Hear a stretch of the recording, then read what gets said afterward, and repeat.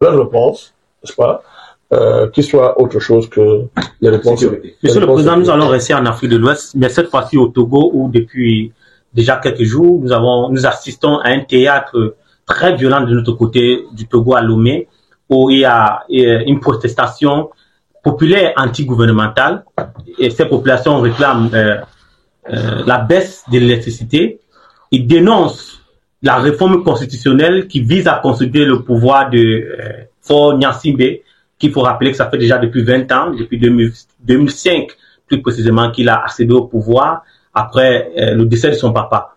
Monsieur le Président Manakani, ce qui nous intéresse ici, c'est le timing de cette protestation populaire qui s'inscrit juste quelques jours après que la conférence de Mansa avait été annoncée, où il y a eu une association qui se réclame panafricain, appelée le Mouvement de la Jeunesse Togolaise, qui ont protesté farouchement et qui ont repoussé, et ça a permis à annuler la conférence de Mansa qui était prévue le 26 au 28 juin du mois passé.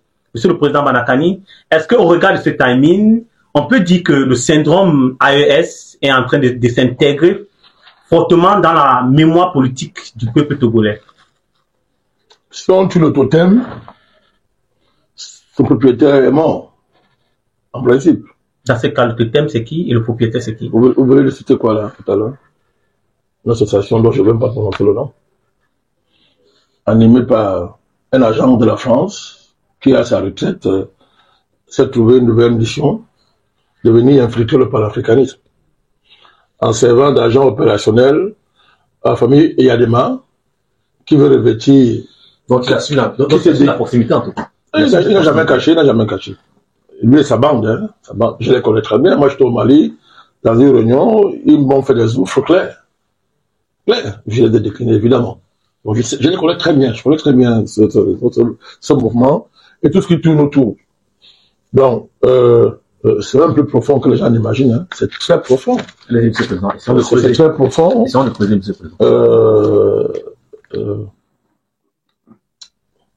Le régime Eyadema, c'est un régime qui est profondément enraciné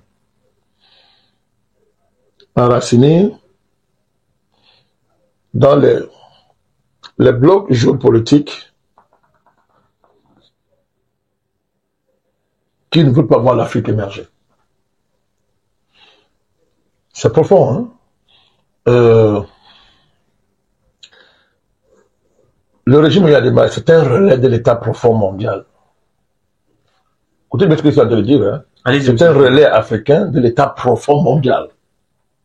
C'est un régime très enraciné dans la concentration de pouvoir au service des ennemis de l'humanité.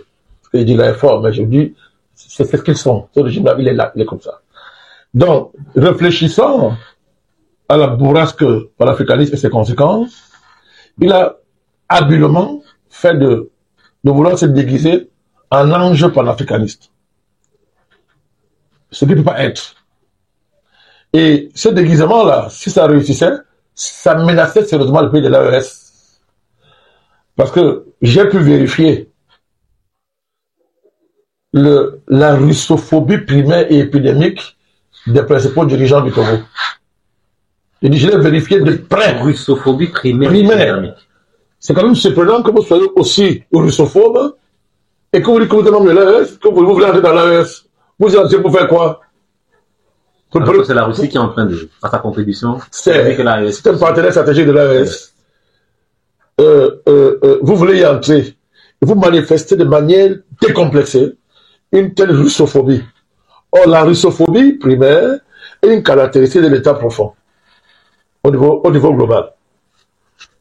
Je l'ai vérifié. L'instrument de déguisement du régime Eyadema, c'était cette bande dirigée par cet agent. Donc, je l'ai toujours dit, tous ceux qui vont tenter d'infiltrer le mouvement panafricaniste, ils vont voir ce qu'ils cherchent. Nous connaissons les fondements de ce mouvement de renaissance panafricaniste. Nous, on connaît les fondements. C'est quand même nous qui avons commencé cette affaire. Quand nous parlons du vrai Dieu, ce n'est pas un jeu. Donc, on est heureux de voir que c'est un grand pas franchi, l'aventure de cette bande d'agents au service de la France et de l'étranger, les ennemis de l'Afrique, sont jeux de pouvoir pour le peuple togolais. C'est une grande avancée. La deuxième chose, c'est que l'opération de déguisement de M. Faure, qui a fait un tour de passe-passe jamais vu. C'est-à-dire qu'il invente un faux régime parlementaire. Il est le président du conseil, chef de gouvernement. Et il met un pantin, président de la République. Il n'a même pas honte. Il faut avoir un peu honte dans la vie. C'est-à-dire qu'il faut prendre les Togolais pour des moutons et que ça va passer comme ça. Parce que c'est l'histoire de cette famille depuis le père. Les tours de passe-passe. On fait les élections, on se déguise, on fait les élections, on se fabrique des légitimités historiques, etc. Alors qu'on sait qu'on n'a pas.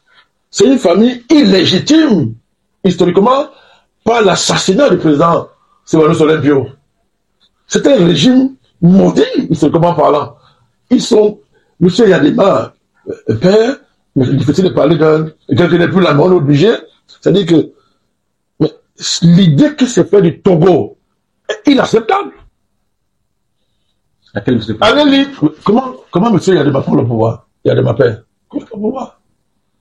Mais, et tout à l'heure, on y reviendra parce qu'il faut dire un mot à ceux qui veulent changer le Togo. Bien sûr, monsieur le président. Parce que j'ai un problème avec eux. Parce que on change pas un régime aussi enraciné comme ça.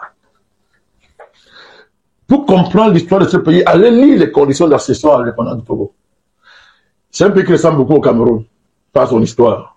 Les différents pas par lesquels il est passé. Les puissances. Mandat, il n'a jamais été une colonie, c'est la même chose.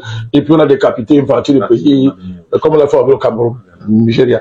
Donc, à ce niveau-là, c'est un pays frère, vraiment, dans le sens historique du mot. Du moins, à ce niveau-là seulement. Mais, à l'indépendance, ils ont eu un génie, Sylvanus Olympio. C'était un génie, ce monsieur. Brillant d'abord, à l'époque. Avoir son cursus scolaire, c'était impressionnant. Et il a tout sacrifié pour son pays, Sylvanus Olympio. Patriote, c'est vraiment le père de l'indépendance de ce pays-là. En faisant tout pour livrer le Togo de la même misère de la France. À l'opposé, vous avez un agent ténébreux historique comme ça qui est apparu. Il revient d'Indochine, c'est un légionnaire français. Ce sont des militaires qui rentrent de l'Indochine, ils ont travaillé pour la France, etc. Monsieur Yadema arrive au Togo, le père, il considère qu'il doit prendre le pouvoir à tout prix. C'est la seule base du fait que... Il est légionnaire. C'est la seule base. Sylvanus Olympio engage les grands travaux de libération de son pays sur le plan monétaire. Pour ne parler que de la monnaie, mais il fait des choses extraordinaires. C'est un monsieur à qui Unilever, l'entreprise qu'il employait à l'époque, certainement sous la pression de la France, on lui offre un départ doré, un poste doré à l'étranger. Il refuse, il démissionne. Il s'est livré entièrement à son pays. Les ressources qu'il avait, il construit des ministères. C'est-à-dire, il posait les bases indépendantes de son pays. Focard. La belle aventure s'est arrêtée net. Focard. Les soldats de Gaulle, en passant par la gendarmerie française au Togo, vont armer Yadema, qui vont assassiner ce monsieur dans les conditions que nous connaissons tous, avec la complicité des États-Unis, et il va revendiquer ça fièrement de l'avoir assassiné. On va mettre un autre pion français, Gunusky, Nicolas Gunusky, un autre pion français, le temps que, un peu comme aux Aïe, avant Mobutu, le temps que Yadema se prépare, il prend le pouvoir. Dans les conditions que sont celles. Et depuis ce jour-là, cette famille considère que le Togo leur appartient. Donc, M. Faure Yadema est l'héritier, il est l'héritier de cette tradition politique de la famille. Bon, il y a des contradictions dans de la famille, hein, mais bon, il est l'héritier, son père, et... Il n'a jamais renoncé à ça, en tout cas. Au contraire, le Togo leur appartient. Alors, donc, il est à la fin de son mandat, là, son mandat finissait. Qu'est-ce qu'il fait? Parce que le Togo leur appartient. Il décide de créer un tour de passe-passe, il change la constitution, il modifie le régime, et il a pour agent publicitaire la bande que vous avez citée qui dit qu'ils ne sont pas l'africanistes. C'est ça l'affaire. Or, ce régime en 50 ans n'a pas été à mesure de sortir le Togo des problèmes contre les colonies françaises. Les populations sont pauvres, en face de l'enregistrement éhonté de quelques privilégiés, dont la famille Faure, et leur clientèle dans le pays. Bon, faut dire que ma mère est du sud, mon père est du nord, donc j'incarne le Togo, mais ça veut rien dire. Ça veut rien dire. Donc, il y a une misère, la pauvreté. Vous n'avez qu'à voir quelle est la situation du pays au niveau, dans sa relation avec les bailleurs de fonds. Allez voir la cotation du pays, puisqu'ils aiment tant ce type d'indicateurs. Allez voir la cotation du pays au niveau des bailleurs de fonds, etc. Le pays est pauvre, la jeunesse est abandonnée à elle-même. Cette jeunesse se révolte. Elle se révolte. À la suite des contestations que le pays a connues sur Yadema Père. Ensuite, dans les années 90, avec la grande époque, avec les Yawa Moïvo, les Ninimvi, les Maître Kofi Go, etc. Donc, à l'époque, la grande épopée, avec Justice Olympio, le fils, avec qui ils vont trouver un accord plus tard, après. Donc, ils se sont arrangés. En tout cas, ça n'a jamais cessé au Togo de contester le jeune rappeur là, qui va réussir à incarner cette révolte de la jeunesse, qui ne se retrouve plus dans ce que fabrique le régime de M. Faure. Ça va déclencher un mouvement de contestation dans la rue. Ces régimes comme ceux de M. Faure, il y a débat. Tous ces régimes, vous savez, depuis longtemps, j'ai dit à Frimédia que les régimes qui ne vont pas prendre en compte le vent panafricaniste ne tiendront pas. Je l'ai dit à plusieurs reprises. Vous avez dit ils seront balayés. Balayés, je l'ai dit à plusieurs reprises. Pas besoin de... C'est valable pour le Cameroun, c'est valable pour tous les pays africains. C'est un vent mondial, c'est un renouveau mondial que nous sommes en train de vivre. Des régimes du passé comme ça, qui symbolisent le vieux monde, le monde de la honte, ne peuvent pas tenir. Donc les conditions sont réunies pour que ce régime tombe. Mais dans le jargon, on dit conditions objectives réunies, ça attend les conditions subjectives. Lesquelles? C'est ce qui manque là-bas. Il faut plus que la rage d'un rappeur. Fut-il brillant, fut-il passionné, fut-il celui qui porte. Et là, je voudrais dénoncer ce qu'a fait le régime fort. C'est extraordinaire. C'est une méthode horrible. On l'a enfermé dans un asile psychiatrique. On l'a injecté. Mais est-ce que vous vous rendez compte? Vous me rendez véritablement malade. Oui, on l'a injecté pour qu'il perde ses sens. Ces substances toxiques. On a fait ça. Mais c'est extraordinaire. Il a fait ça. Donc, il a fait ça et obligé le gars à venir demander pardon. Ce sont des méthodes c'est-à-dire, c'est incroyable. C'est incroyable. Voilà, c'est incroyable. On va appeler ça par l'africanisme. Au niveau de répression. Mais arrivé à ce niveau, vous apprenez quelqu'un, vous l'injectez des choses, et vous demandez qu'il vient demander pardon. C'est Mobutu qui faisait des choses comme ça à l'époque, aux Zaïre. Pour ne pas citer d'autres. Et cette dernière manifestation, monsieur le président, nous avons... On a retrouvé son nom. Du rappeur. Oui. Vous parlez du rappeur. Vous retrouvez son nom là. Pendant que la régie va nous donner son nom, monsieur le président, nous rappelons aussi que certaines vidéos sont en train de circuler où ces dernières manifestations, le gouvernement a été vraiment très violent, où on a vu les enfants qui ont été jetés dans l'eau, et la société civile compte déjà parler de 7 morts et plusieurs blessés. Oui, mais c'est la tradition et Yadema. Répression. La famille Yadema, ça fait ça.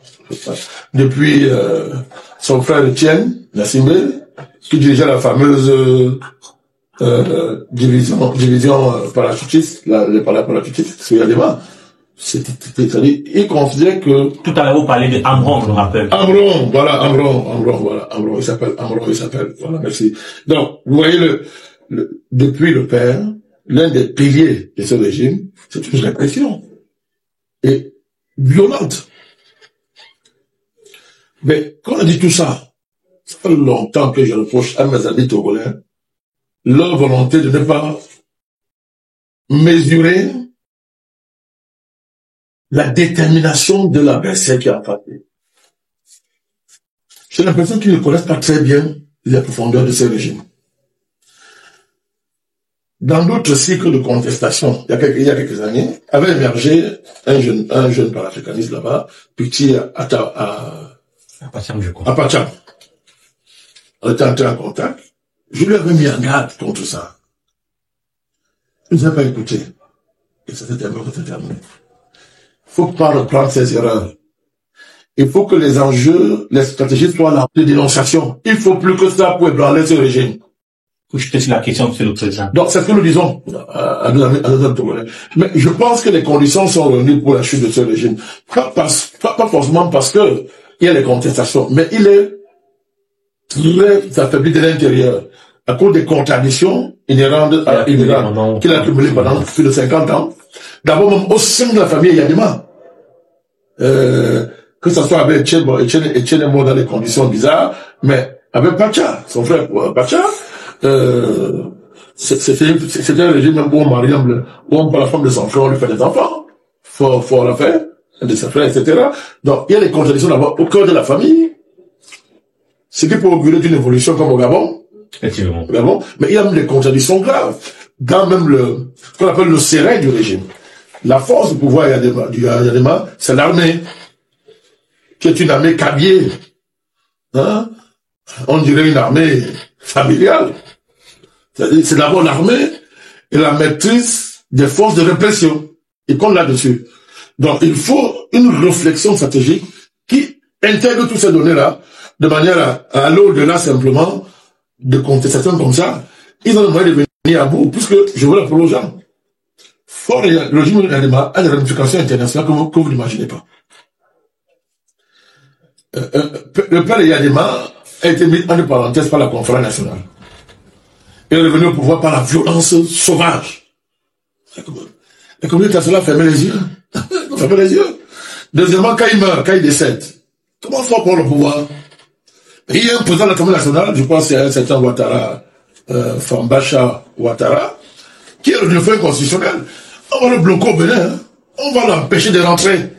L'armée va imposer fort. On va crier, crier, crier, crier. Après, on fait les élections, il dit qu'il est candidat. Et il gagne. Comme par enchantement, il a gagné. Le gouvernement national l'a protégé. Regardez comment, sans tous les papas est passé, ça coulait comme le rouge. C'est-à-dire. Sans contestation, en tout cas. Non, dans le monde. Oui. Alors que ces mêmes gens, font feu de tout bois. Font feu de tout bois sur les pays de l'AES et ailleurs. Mais c'est passé, M. Macron n'a rien vu. Le temps n'a rien vu. On a fermé les yeux devant une telle grossièreté. Donc je veux dire quoi? Je veux dire que il faut bien connaître que ce régime-là, il a des ramifications internationales très profondes. C'est un petit enfant chéri de la communauté internationale. Parce que c'est leur village, entre guillemets, où il peut se permettre tout. Nous allons revenir sur le Togo dans d'autres éditions. C'était important que je le dise. Ça ne suffit pas que le régime de Yadema soit affaibli, soit discrédité, ses bases sociales soient très affaiblies.